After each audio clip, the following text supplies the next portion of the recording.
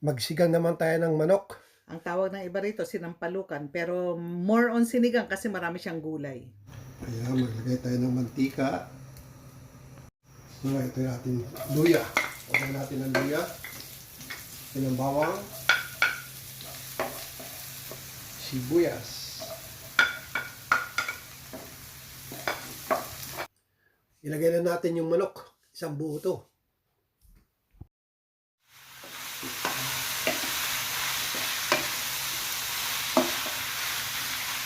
Ayan, pwede natin mas masarap isasabay natin yung ating sampalok. Ayan.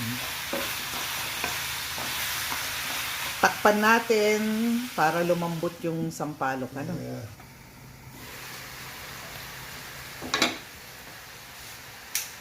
Ayan, hiwalay natin muna yung sampalok pagkagaya na malambot na. Nagputukan na.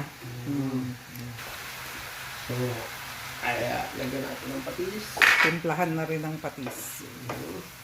Yan, pag kulong-kulo na ganyan, pwede nang tubigan.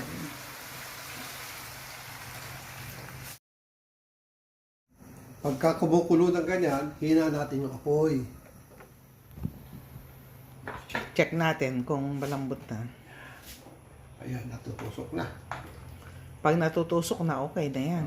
Ayan, lagyan na natin yung ating mga gulay. Yung ating siling haba. Yes. Lalagay tayo dito ng sitaw. Sitaw. String beans.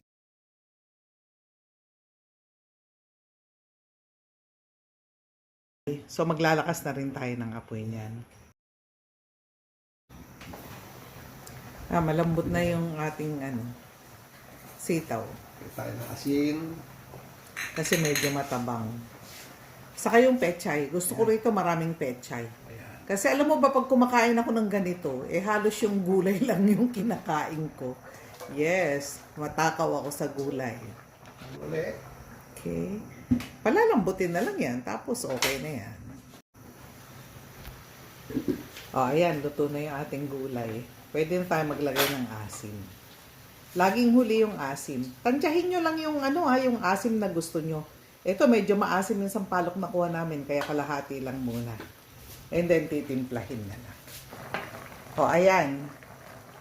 Tikiman time!